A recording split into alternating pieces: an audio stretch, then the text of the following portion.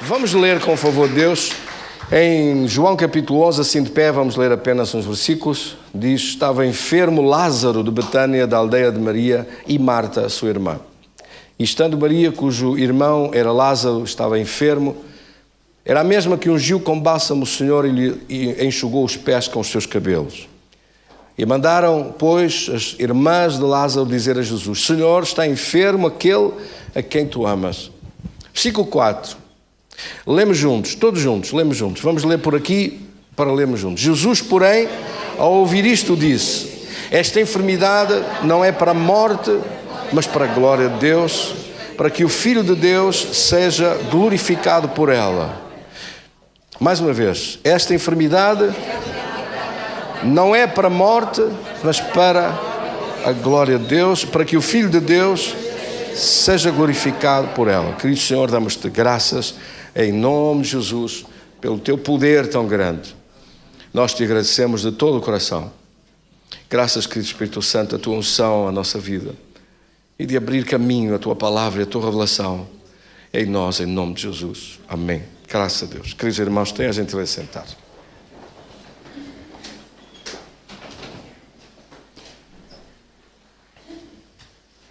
Esta palavra muito conhecida do Evangelho de João, e que faz a narrativa da morte de Lázaro e da ressurreição de Lázaro ao quarto dia, passados 4 dias depois de ter morrido, é a revelação extraordinária que nos dá acesso a um conhecimento que o mundo não tem ideia nenhuma do conhecimento e da grandeza desta revelação da Palavra de Deus. Ora, nós estamos a iniciar esta semana uma nova série de estudos para a frente acerca dos planos de Deus. Diga isso comigo, dos planos que prevalecem. E de facto isto impõe-se numa questão, numa pergunta que nós todos podemos fazer. Que planos de Deus é que vão acontecer na nossa vida? Que planos é que vão acontecer na nossa vida? Amém? E em segundo lugar, quais são os planos que nós servimos? Servimos a quem com a nossa vida? Que planos é que servimos nós?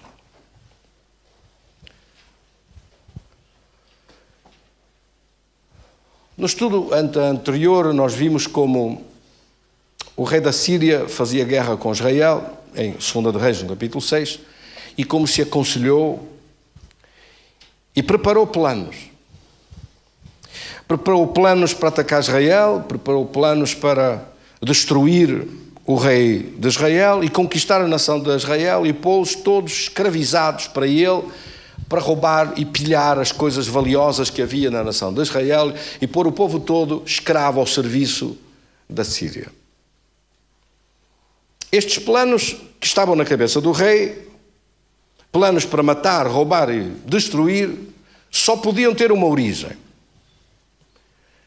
Porque de facto o diabo não vem cá abaixo para fazer ele executar tudo. Ele coloca os planos no coração de alguém, coloca os pensamentos, coloca estratégias, coloca até pensamentos que podem ser religiosos e serve-se da natureza maligna das próprias pessoas para executar os seus planos. É este mesmo Evangelho de João, no capítulo 8, por exemplo, em que Jesus diz aos fariseus: o vosso pai é o diabo. E Jesus diz: o vosso pai é o diabo porque ele se refere à natureza deles, à natureza maligna daquilo que eles queriam fazer, do mal que eles queriam fazer, das más intenções que tinham no seu coração para fazer, da perfídia, do engano, da mentira, da maldade, da malvadez, de ser interiormente tão diferente daquilo que nós... É impossível os filhos de Deus terem uma ação destas, ser assim. Nós, como filhos de Deus, somos feitos de um bloco só. O que nós dizemos é o que é. O que nós pensamos é o que é. O que nós falamos é assim. Não existe duplicidade, não existe ambiguidade, não existe hipocrisia de dizer uma coisa e pensar outra, de querer uma coisa e dizer outra, de fingir coisas que não são e fazer outra. Não pode existir isso. Isso, aliás, é uma ofensa, isso, pensar isso. Não pode ser. Os filhos de Deus não temos esse tipo de pensamento. A natureza que nós temos é o que é, é. É como um ditado muito antigo cá para aí aqui no norte que diz pão, pão, queijo, queijo. É o que é. Pode até nem dar certo, pode até nem ser, pode até ser, pode ser o que for, mas o que é assim. Não existe hipocrisia. Não pode existir porque o hipócrita tem uma cara pela frente e outra por trás. O hipócrita é uma coisa que parece, mas na realidade não é. Diz uma coisa a pensar outra. Fala qualquer coisa com outras ideias. Tem outras intenções escondidas. E isso é impossível um filho de Deus poder ser um filho de Deus e ter este procedimento. Impossível. Impossível. É a coisa mais abjeta, mais abominável que há. E quando isso existe dentro dos filhos de Deus ou dentro das igrejas, já lhe vou dizer quem são essas pessoas. São joio, não são trigo. Jesus disse que havia trigo e havia joio. O joio é que é assim. O joio é que parece trigo, mas é outra coisa completamente diferente. Mas não. Trata-se de ser genuínos, trata-se de não ser fingidos. Há pessoas que estão à sua frente e por trás, pimba. Crava-lhe até sair aqui, você pensa, não sabe o que lhe aconteceu, e é a faca que foi espetada por trás e que está a sair à frente. Isto é impossível dentro do capítulo da natureza divina que está no nosso coração. Impossível.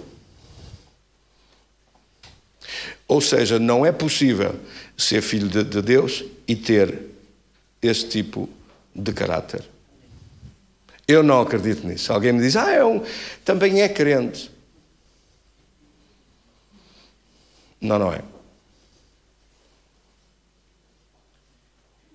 Não estou a dizer que nós somos perfeitos, não estou a dizer que às vezes não nos podemos chatear com alguma coisa, nos podemos aborrecer com alguma coisa, até não podemos dizer alguma coisa fora de contexto. Podemos falhar, mas somos gente que imediatamente pedimos desculpa ou pedimos perdão disso. Amém? Não temos nenhuma intenção. Nunca. Nem passa pela cabeça nenhuma intenção de causar mal, de causar dano, de causar prejuízo, seja a quem for, de fazer mal, seja a quem for.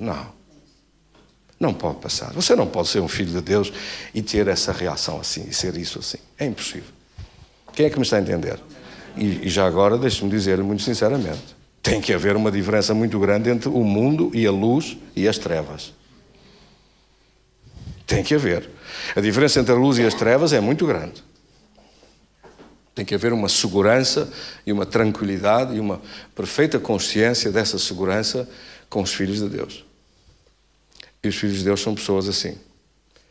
Portanto, quando Jesus disse, vós sois do diabo, disse aos fariseus, no capítulo 8, versículo 44 de João, vós sois do diabo que é o vosso pai. Vamos ver como diz esta tradução aqui. Vamos ler. Vós tendes por pai o diabo e quereis satisfazer os desejos do vosso pai.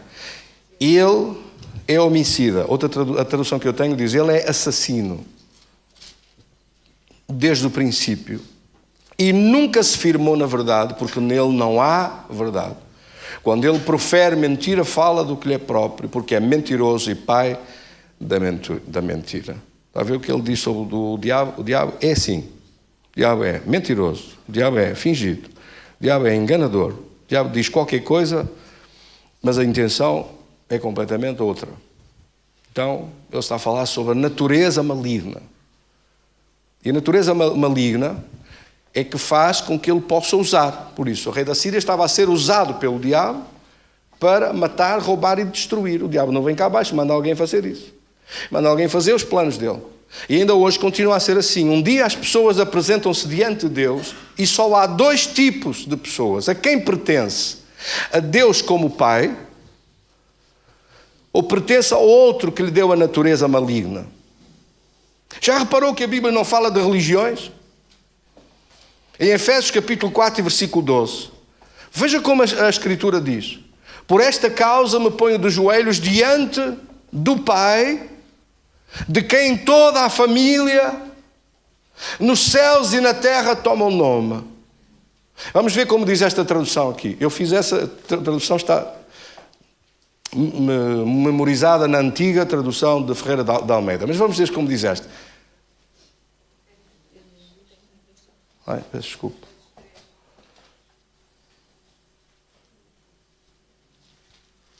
Efésios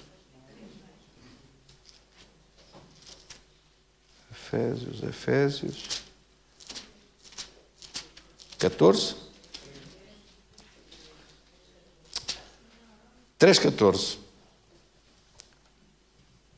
3,14. Por esta causa me ponho de joelhos diante do Pai, de quem toda a família, diga comigo, toda a família. Versículo 15. Por esta causa dobro os meus joelhos, é a mesma coisa, perante o Pai, do qual toda a família nos céus e na terra toma o nome. Há uma família, uma parte dessa família está nos céus, outra parte da família está aqui. Quantos aqui é que são dessa família? Amém. Está a ver que há uma família só, com um pai só? Não há mais. Isso significa que nós recebemos a natureza do Pai. Não fala de religiões, fala de uma família. Não fala de pertencer àquela religião ou outra, fala de pertencer a um pai com uma família. Para entrar nessa família foi preciso o sangue de Jesus ser derramado por nós, senão não entrávamos, não éramos aceitos como filhos. A Bíblia diz em João 1,12, a todos aqueles que o receberam, lhes deu o poder de se tornarem filhos de Deus. Aqueles que creem no seu nome, aqueles que creem naquilo que Jesus fez pela nossa vida. Então passamos a ser família dos céus. O seu nome está inscrito no registro de nascimento. Pode estar aqui no registro, está lá em cima um outro registro, o dia em que você aceitou Jesus. E esse dia em que aceitou Jesus, o seu nome ficou registado no livro da vida. Esse livro onde está o seu nome e que diz que você pertence a esta família. Não é a religião que falamos, é a quem pertencemos.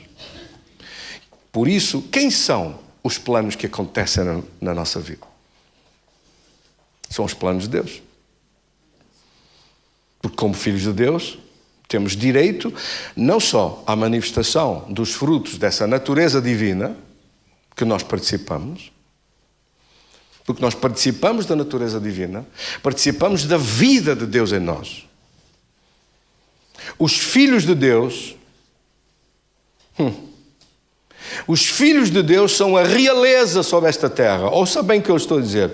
Não há ninguém que se pareça aos filhos de Deus sobre esta terra. As pessoas mais importantes desta terra são os filhos do Deus Altíssimo. Não há nada que se pareça com isto. Não há nada que se pareça com este privilégio tão grande de ter nas suas veias um sangue real. Esse sangue real vem de cima. O sangue que Jesus disse que deixou derramar por nós, o sangue que nos purifica de toda a transgressão e nos faz querer viver como autênticos filhos de Deus, com a grandeza dos filhos de Deus. Estes filhos de Deus são os únicos que podem parar o poder de Satanás, o poder do diabo. Mas ninguém consegue parar o poder do diabo. Ninguém. À face dessa terra não há nada, não há dinheiro, não há conhecimento, não há inteligência, não há sabedoria humana, não há coisa nenhuma que pare o diabo a não ser os filhos de Deus. A igreja, por isso, torna-se um povo especial, capaz de parar os planos desse diabo. E é um direito exclusivo da igreja parar esses planos. E imagine por onde é que esses planos começam a ser executados. Começam a ser executados por si, na sua própria vida, a parar os planos desse diabo e a não deixar avançar.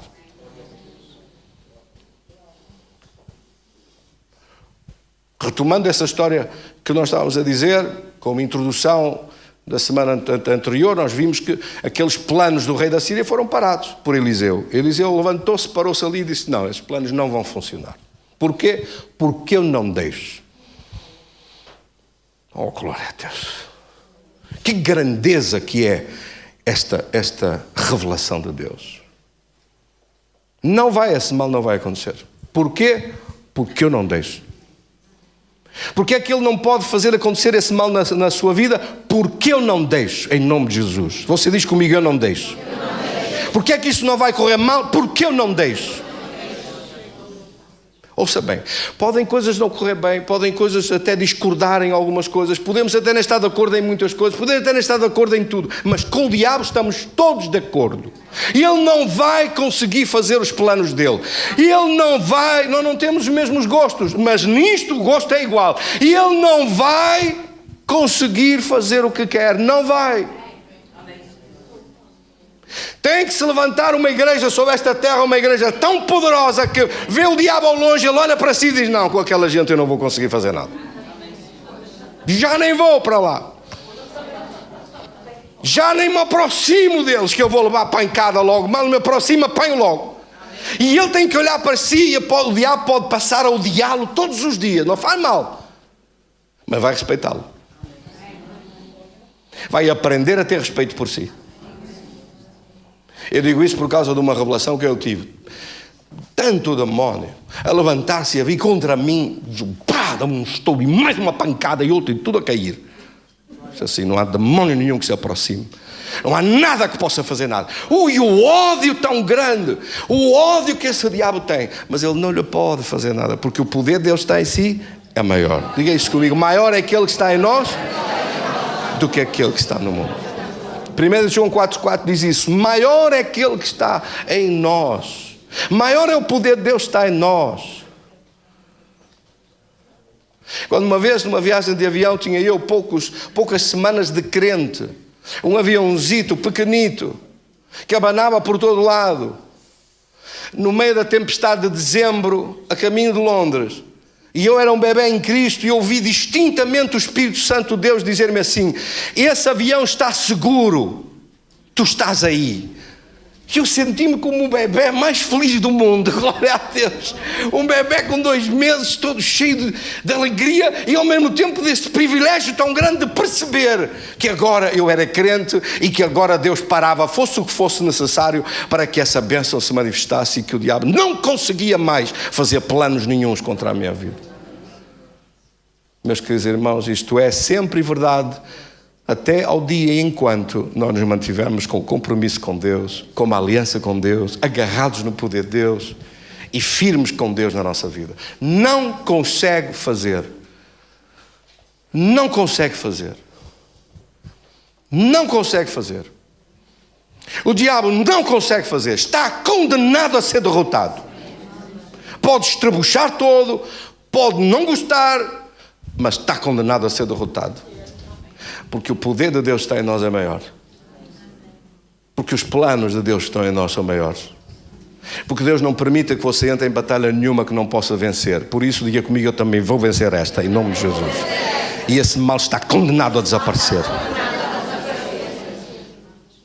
Esta é uma verdade absoluta da palavra de Deus. Uma verdade que faz com que a realidade do mundo espiritual se instale nesta realidade física. São 2 realidades.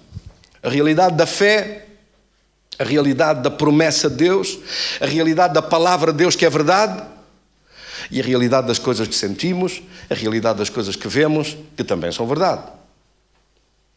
Ou melhor, não são tão verdade. São uma verdade mutável. São uma verdade que pode se alterar. As coisas que vemos mudam, alteram-se. É como as modas. Mudam. As modas mudam. E a realidade da vida que as pessoas enfrentam, que vivem, mudam. A realidade muda, as coisas mudam.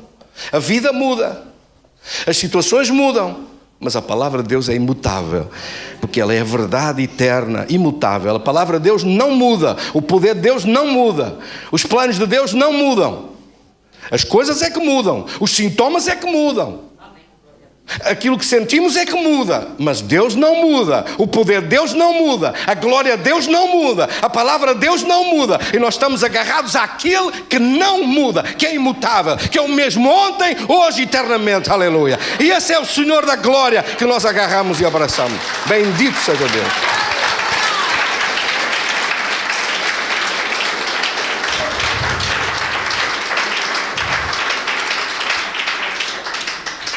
Por isso, meus queridos irmãos, quando Lázaro, Maria e Marta, as irmãs de Lázaro. Jesus passava em Betânia, a caminho de Jerusalém, e parava em casa de Lázaro. São várias vezes que acontecem algumas coisas lá em casa de Lázaro. E Lázaro e Maria e Marta serviam. Recorda-se da história e dizia que Maria escolheu a melhor parte, ficou aos pés de Jesus a ouvi-lo pregar, enquanto lá Marta andava afadigada de um lado para o outro a preparar as mesas e a comida e as coisas para os convidados todos, Jesus e os discípulos e toda a gente que lá estava ia comer lá em casa. Então, a caminho de Jerusalém, ele ficava em casa de Lázaro, amigo de Jesus. Não vou entrar nos pormenores do capítulo 10, da perseguição que Jesus estava a sofrer nesse tempo em Betânia, naquela região próxima de Jerusalém, e que por causa das perseguições e por causa das coisas não vamos gastar o nosso tempo hoje com essa palavra que é tão interessante, é muito interessante mesmo. Mas para poupar tempo, Jesus afastou-se para lá do Jordão 2 dias de caminho. Entretanto, chegou a notícia que ele tinha saído lá e que Lázaro ficou doente, gravemente doente, à morte. E as irmãs de Lázaro mandaram chamar Jesus e disseram: aquele a quem tu amas está enfermo, muito mal. Quando Jesus recebeu esta má notícia,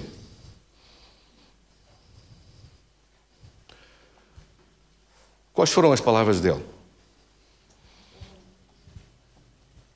Quando Jesus recebeu a má notícia. Quando você recebe uma má notícia, quais deveriam ser as suas palavras? Deviam ser palavras de concordância na desgraça ou deviam ser palavras de revolta contra o diabo? E dizer: isso não fica assim. Ora, diga isso comigo: isso não fica assim. Assim com o dedo: isso não fica assim. Isso não fica assim. É assim que você deve falar para o diabo: isso não fica assim. Foi isso que Jesus disse. Não é para a morte, mas para a glória de Deus. Não é para a morte, mas para a glória de Deus. Há gente que cortou esta frase e agora diz assim: essa doença foi para a glória de Deus. Morreu, foi para a glória de Deus. Isso não tem nada a ver com a realidade. Não é nada assim que isto está escrito. O que Jesus disse foi: esse mal que veio não vai vencer. Mas esse mal vai ser virado em bênção e vai ser para a glória de Deus. Esse mal que o diabo trouxe, esse plano que ele arranjou, ele queria ver se puxava Jesus e os discípulos outra vez para Betânia, enquanto eles ainda estavam com as pedras do ódio nas mãos para lhe matar, para lhe fazer mal. Mas a Bíblia diz que Jesus ficou mais 2 dias. Entretanto, Lázaro morreu. E quando chegou, 2 dias de caminho, tinham passado 4 dias. Lázaro estava sepultado. Estava metido, aliás, naquilo que era a época, os sepulcros com aquelas placas de pedra onde era pousado o corpo todo enrolado em lençóis de linho, com especiarias e com aromas. Estava guardado lá. Quando Jesus chegou, estava assim há 4 dias.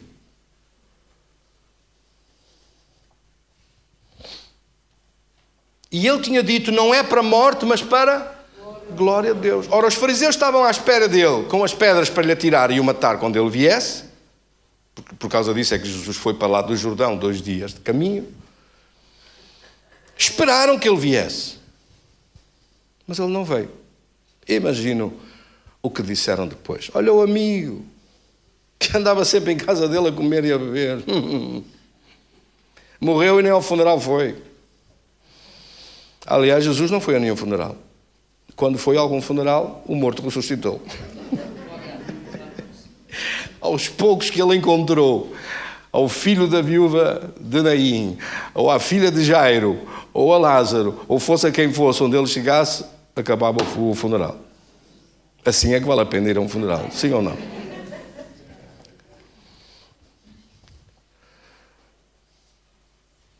A ideia deles era esta, como está aqui escrita no versículo 8. Disseram os discípulos: mestre, ainda agora os judeus procuravam apedrejar-te e voltas para lá? E Jesus respondendo disse: não são 12 as horas do dia? Versículo 9. João 11, 9. Não são 12 as horas do dia? Se alguém andar de dia não tropeça, porque vê a luz deste mundo. Jesus está a dizer: há 12 horas no dia, andamos de dia, vemos. À noite não se vê, não andamos. Aqueles que andam de dia, veem, não tropeçam. Você andar de noite, tropeçam porque não há luz. E eles perguntaram, então nós dissemos dias para lá para te apedrejarem e tu estás a falar de haver luz, de não haver luz. Isto parece confuso, mas não é. O que Jesus está a falar é da revelação. Haver revelação ou não haver. Haver direção de Deus na nossa vida ou não haver. Se houver direção de Deus e se houver revelação de Deus, nós podemos ir para lá, mesmo no meio do perigo, que não vai acontecer mal nenhum. Porque temos a direção de Deus, temos a certeza da revelação de Deus e da direção de Deus. Mas se andarmos em trevas, ou seja, se não houver certeza de nada, se não houver revelação nenhuma, se andarmos às escuras, se não formos avisados de qualquer mal, portanto, Jesus quis logo ir, mas o Espírito de Deus não o deixou ir, diz, não podes ir ainda. E ele não foi, esperou mais 2 dias. Ao fim de 2 dias disse, podes ir agora. Ao fim de 2 dias ele começou a andar. Como o caminho eram mais 2 dias, chegou passados 4 dias. Os fariseus já tinham deitado as pedras fora, tinham desistido. Falaram mal dele, disseram nem ao funeral foi, olha o amigo, olha não sei o quê, e foram-se embora. Já não contavam que ele viesse, mas ele apareceu.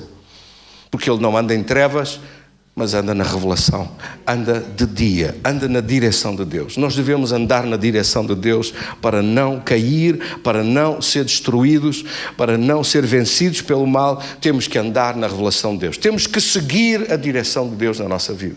Precisamos de pedir isso, que Deus faça isso, que Deus tenha misericórdia de nós, porque se não for Deus a abrir os nossos olhos, nós não vemos nada. E quem achar que sabe muito e que vê tudo e que é muito esperto, está muito enganado. Se não for Deus a mostrar-nos, a abrir os nossos olhos para ver a verdade, nós não vemos nada, vemos muito pouco. Espiritualmente não vemos nada. A gente pensa que vê tudo. Que são mais espertos que o 31. Mas nós não vemos nada se não for na revelação de Deus. Tem que ser Deus a abrir-nos os olhos, tem que ser Deus a mostrar-nos, tem que ser Deus a fazer-nos ver, a ajudar-nos a ver e a dirigir-nos para nós não tropeçarmos, para a nossa vida não ser um tropeço. Ou seja, para não tomar decisões erradas, para não decidir coisas que vão contra aquilo que é certo, contra aquilo que é perfeito.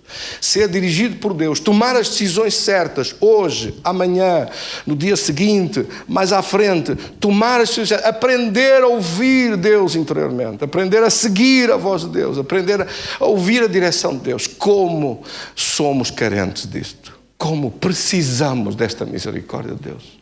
Quantas vezes eu clamo, oh meu Deus, dirijo-me. Tem misericórdia de mim, diria-me. Livra-me de tomar decisões que no futuro não dão certo. Livra-me. É a coisa que eu mais medo tenho, é essa. Tomar decisões hoje que não sejam de acordo aos planos de Deus, que não seja perfeito, que não seja perfeito. Que não seja perfeito. Tomar decisões, sejam elas quais forem, que possam ter consequências e as consequências não sejam boas pela pessoa não decidir tudo certo. Quantos querem fazer o que é certo? Amém. Então é isso. Pode às vezes ser mais moroso, pode às vezes demorar mais, pode às vezes ser o que for, seja como for, mas que seja certo, que seja perfeito. Sim ou não? Porque senão, meus queridos irmãos, o sofrimento pode, em vez de diminuir, aumentar. E a tristeza pode, em vez de ser menos, crescer. E as angústias podem, em vez de ir para trás, subir cada vez mais. Quem é que me entende? Essa é a palavra de Deus. Quais são os planos que vão prevalecer na nossa vida? Lázaro era amigo de Jesus, sim ou não? Jesus estava muitas vezes lá em casa deles, de Maria, Marta e Lázaro.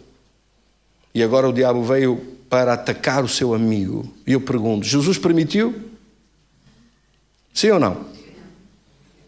Deixou que o diabo viesse? Deixou que o diabo executasse os planos dele? Em parte. Só até ele entrar em ação com os planos de Deus. Amém, irmãos? Quando é que o milagre começou? Começou Quando Jesus chegou e mandou a pedra ser tirada e deu uma ordem para dentro para que Lázaro saísse para fora, foi aí que o milagre começou? Quando é que o milagre começou? Eu pergunto de novo, quando é que o milagre começou? O milagre começou quando Jesus disse, não é para a morte, mas é para a glória de Deus. O milagre começou aí. O milagre começa quando você declara, não são esses planos do diabo que vão prevalecer, não é esse mal que vai vencer, nada disso vai vencer. Aí começa o seu milagre. O seu milagre começa quando diz, esse mal, essa doença, esse problema está condenado a desaparecer. Aí começou o seu milagre. Pode levar alguns dias mais enquanto você caminha para a frente, mas o milagre já começou. A declaração da sua guerra contra o diabo já começou. A execução dos planos de Deus já passou para as mãos de Deus esse assunto, e Deus vai receber o louvor e a glória da sua vitória. Jesus avançou pelo caminho, disse que agora é Deus quem dirige. Por isso esperou mais 2 dias. Não havia motivo nenhum para ele esperar mais 2 dias. Ou havia? O único motivo era seguir a direção de Deus. Epá, eu faço, dirige-me tu, querido Espírito Santo, dirige os nossos passos. Dirige-nos em tudo como nós devemos fazer. Dirige-nos naquilo que é certo, naquilo que é perfeito. E os discípulos não estavam a perceber nada. Disseram, então nós vamos outra vez para a Judeia. Mas ainda agora viemos de lá, que eles queriam nos apedrejar. E Jesus disse, há 12 horas no dia, nós andamos na luz e não tropeçamos. Versículo 10, mas se andar de noite, tropeçamos, porque nele não há luz. Então está a falar sobre a revelação. E depois foram avançando pelo caminho. E disse, Lázaro, nosso amigo, morreu. Lázaro... Versículo 3, a respeito da morte de Lázaro, mas eles supunham que ele tivesse falado do repouso. Ele disse, Lázaro está a dormir, vamos acordá-lo. Eu estava a falar que Lázaro tinha morrido, mas eles não estavam a perceber nada. Se está a dormir, está a descansar, então está em convalescença, está a ficar melhor. Disse, não, Lázaro morreu. Teve mesmo que dizer tudo, para que eles entendessem. Mas nós vamos despertá-lo. Ou seja, ele está a dizer, para o poder de Deus... ressuscitar alguém é como para uma mãe e um pai acordar um filho de manhã cedo para se preparar e vestir e ir para o infantário e ir para a escola. É igual. Custa tanto para Deus fazer isso, custa tanto para si fazer isso, como para Deus acordar. Se calhar custa mais para si. Levanta-te, anda, pôr água na cara, anda lá. Se calhar custa mais para si preparar o miúdo do que para Deus acordar alguém e despertá-lo e pô-lo pronto a caminhar outra vez. Amém, irmãos? Jesus caminhou para a frente com esta glória do poder de Deus. Os planos de Deus na nossa vida são planos bons. Os planos de Satanás é que são maus. O diabo preparou alguma coisa de mal contra Lázaro para envergonhar a Jesus e para envergonhar o Evangelho e para fazer mal e para destruir, porque ele veio para matar, roubar e destruir. Mas eu pergunto, Jesus deixou? Não, não deixou. Aqueles que estão na sua mão, os planos de Satanás estão condenados a desaparecer em nome de Jesus. Jesus dirigiu-se para lá. O poder de Deus vai na direção de Lázaro. Os fariseus tinham desistido de esperar por ele, foram-se embora, e quando já não esperavam que ele viesse, ele apareceu. Quer dizer que os fariseus estavam ao serviço desse diabo. Infelizmente. Porque estavam à espera dele não só para Lázaro morrer, como para Jesus morrer também. E para apedrejá-lo. Há gente que está contra as coisas de Deus mesmo. Um dia vai ter que estar cara a cara com Deus e vai ter que prestar contas do que fez com a sua vida. Deus deu-nos a todos por igual. Deus deu-nos a todos por igual. Amém? A todos nós, Deus deu a mesma coisa. Olha este texto que está aqui em Lucas, no capítulo 19, versículo 13. Chamou 10 servos seus e confiou-lhes 10 minas e disse-lhes, negociai até que eu venha. Mas os seus concidadãos o odiavam e enviaram após ele uma embaixada dizendo, não queremos que este reine sobre nós. Quando ele voltou, versículo 15, depois de haver tomado posse do reino, quer dizer, Jesus foi a tomar posse do reino e Jesus vai voltar. Quando ele voltar,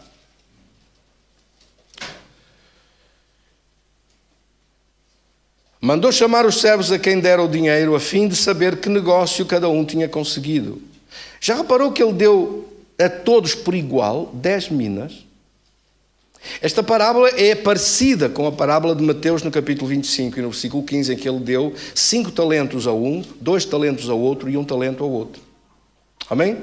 Aqui entregou 10 minas a todos os 10. Deu a todos igual. Sabe qual é a diferença?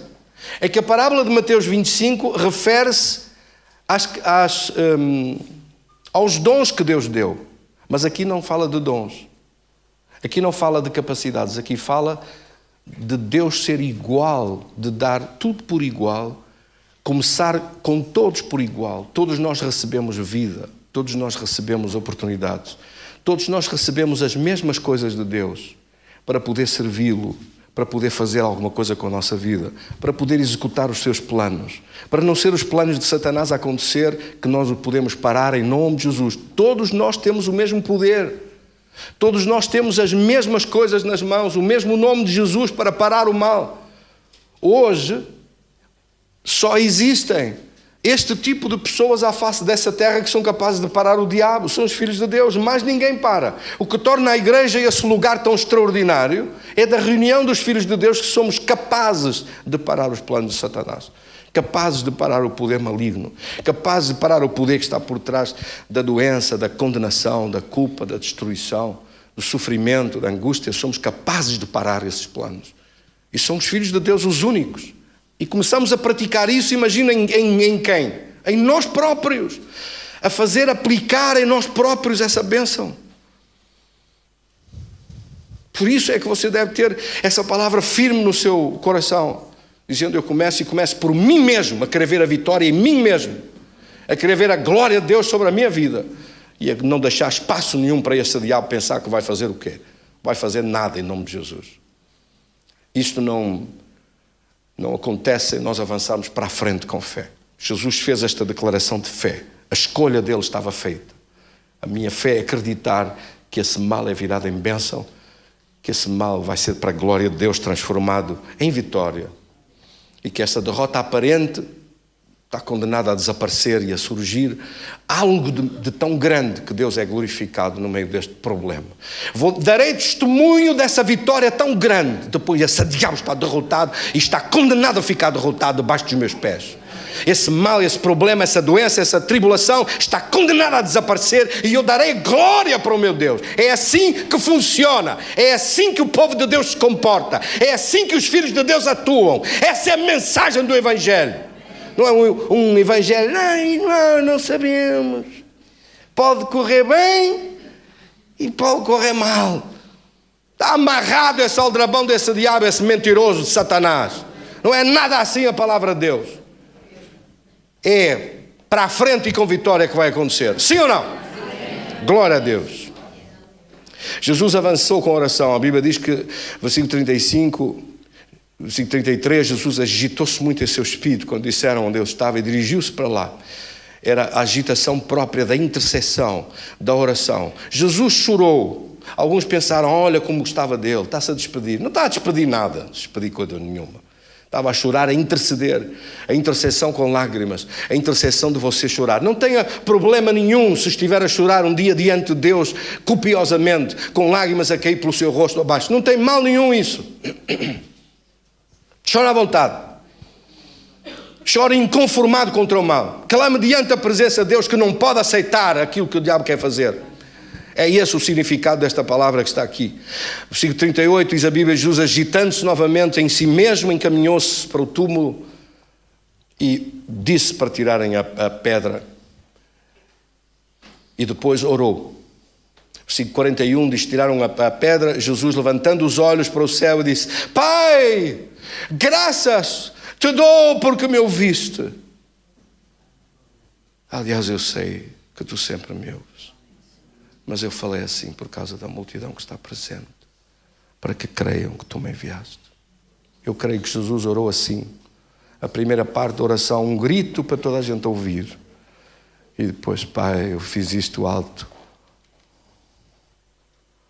Não porque eu tivesse dúvidas que tu me ouves, mas para que eles saibam todos Estava lá tudo cheio de gente. O que é que ele vai fazer? Vai ao túmulo para se despedir do amigo? Para chorar no túmulo? Para pôr lá também especiarias e trazer flores? O que é que ele vai lá fazer? Jesus não veio para fazer flores. Amém? Jesus veio mesmo para fazer milagres em nossa vida. Jesus veio para fazer as coisas que são impossíveis para nós. Nós podemos pôr flores, mas Ele põe tudo o resto. Nós podemos pôr flores, mas é Ele quem põe o perfume. É Ele quem põe o milagre. É Ele quem faz acontecer a bênção. E por isso, quando Ele ordenou para tirar a pedra e declarou esta palavra, Lázaro, sai, vem para fora. Nós vemos este Lázaro amarrado a sair, todo amarradinho, de lá para fora, de um lado para o outro, tipo pinguim, ou glória a Deus, ou aos saltos. Há quem diga que saiu assim todo amarrado. Fosse amarrado aos saltos, ou fosse a sair tipo pinguim, o que nós sabemos é que ele saiu, aleluia. Saiu outra vez com vida restaurada, com a vitória da glória de Deus, e foi tão grande a glória para Deus, que é a mesma coisa que vai acontecer consigo e comigo. O diabo quis nos atacar, quis nos afundar, quis nos sepultar, quis nos pôr um monte de pedras em cima, mas Jesus veio e tirou a pedra, aleluia. Jesus veio e mandou sair para a luz outra vez, para a glória da sua vitória, da sua presença em nossa vida. E não há diabo nenhum no mundo que nos possa parar, porque maior é aquele que está em nós do que aquele que está contra nós. Amém? Quantos recebem? Amém. Graças a Deus. Damos um aplauso para Jesus.